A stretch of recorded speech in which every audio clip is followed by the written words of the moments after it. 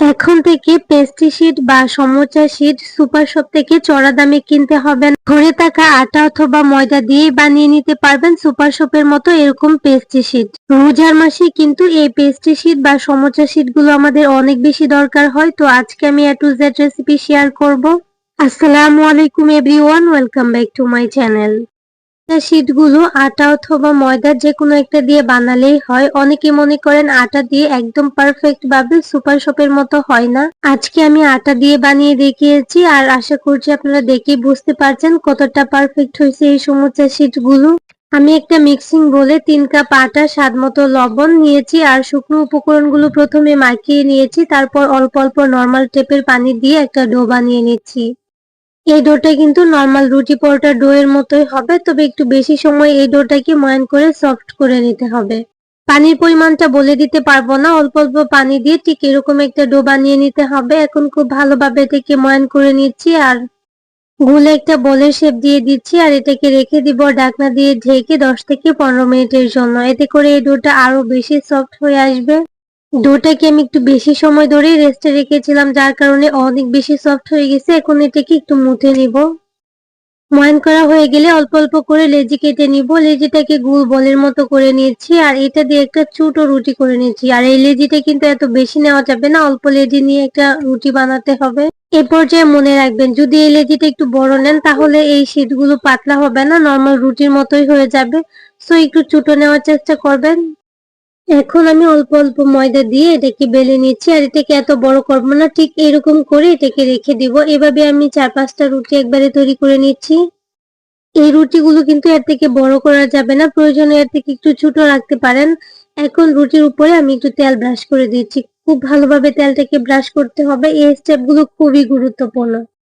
রুটিটার উপরে তেল ব্রাশ করে নিয়েছিলাম, এখন হচ্ছে কর্নফ্লাওয়ার দিয়ে দিচ্ছি। অবশ্যই কর্নফ্লাওয়ার অ্যাড করবেন, এতে করে রেজাল্টটা অনেক বেশি ভালো আসবে। খুব ভালোভাবে হাত দিয়ে এভাবে মিশিয়ে দিচ্ছি, তারপর এটার উপরে একটা রুটি দিয়ে দিচ্ছি। রুটিটা টেনে টেনে সমান করে দিবেন, এতে করে প্রত্যেকটা রুটি একরকম হবে। এখন এই রুটিটার উপর আমি আবারও তেল ব্রাশ করে নিচ্ছি।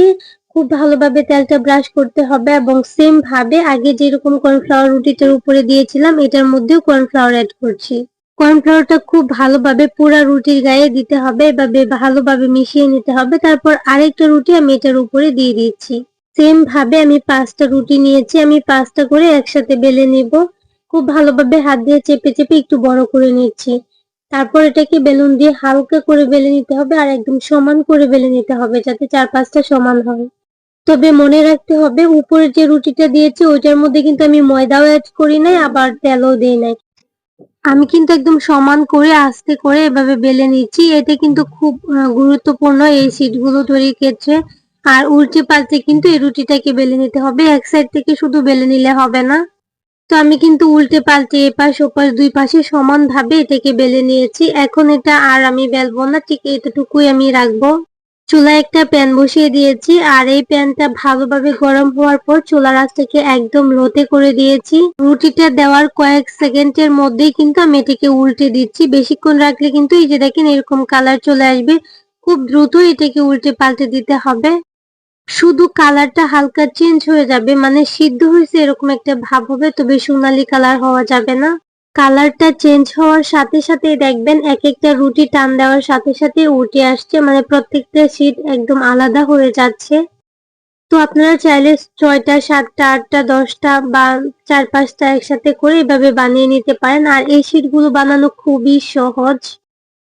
সবগুলো শীট কিন্তু বানিয়ে নিয়েছি আর এই শীটগুলো কতটা পারফেক্ট আর কতটা পাতলা হয়েছে আমি একটু দেখিয়ে দিচ্ছি। দেখেন আমার হাতটা কিন্তু একদম স্পষ্ট বোঝা যাচ্ছে। এই শীটগুলো কতটা সফট হয়েছে আমি একটু দেখিয়ে দিচ্ছি। একটা হাতে নিয়ে এভাবে একদম মুঠি দিলেও এটা ভাঙবে না, আবার ফাটবেও না। এই পর্যায়ে এসে এই শীটগুলোকে আপনারা চাইলে এইভাবেও রেখে দিতে পারেন, আবার চাইলে কেটে চারকোনা মানে স্কোয়ার করেও রাখতে পারেন, আবার সমোচা শীটের মতো করেও রেখে দিতে পারেন। একবার বানিয়ে 6-7 মাস অনায়াসে খেতে পারবেন আর এত বেশি পারফেক্ট হয়েছে মাশাআল্লাহ। আর এই 3 কাপ ময়দা দিয়ে বা আটা দিয়ে কিন্তু অনেকগুলা বানানো যায়। কতগুলা শীট হয়েছে আপনারা একটু দেখেন, আর যদি সমোচা শীট বানান তাহলে তো অনেকগুলা হবে।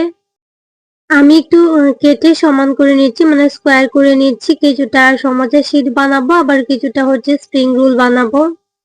4-5টা এভাবে সমান করে কেটে নিলে হয়ে যাবে। আর যে বাড়তি সাইডের অংশটা আছে ওইটা ফেলে দেওয়ার কোনো দরকার নাই। ওইটা কিন্তু সমোসা বানানোর সময় কিন্তু তেলের মধ্যে ভেজে দিতে পারবেন, আবার এমনিতেও ভেজে খেলে এটা অনেক বেশি মজা লাগে।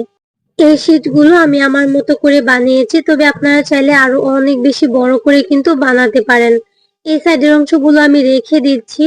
এখন হচ্ছে এটাকে ঠিক মাঝখান থেকে আবারও কেটে নিচ্ছি, তাহলে তৈরি হয়ে যাবে সমোসা শীট।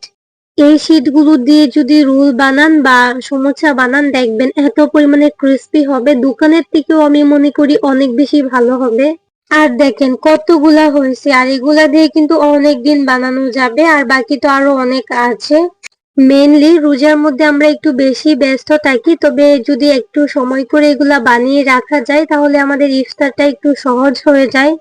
ইফতারটা বানানোর জন্য এত বেশি তাড়াহুড়া করার কোনো দরকার হয় না, আর অনেক বেশি সময়েরও প্রয়োজন হয় না। জাস্ট পুরটা বানালেই হয়ে যাবে। আর কিভাবে এগুলা দিয়ে চিকেন রোল বানাবেন আমি ওইটাও দেখিয়ে দিচ্ছি। অনেকভাবে বানানো যায়, যার যেরকম ভাবে সহজ লাগে ওরকম ভাবে বানাবেন।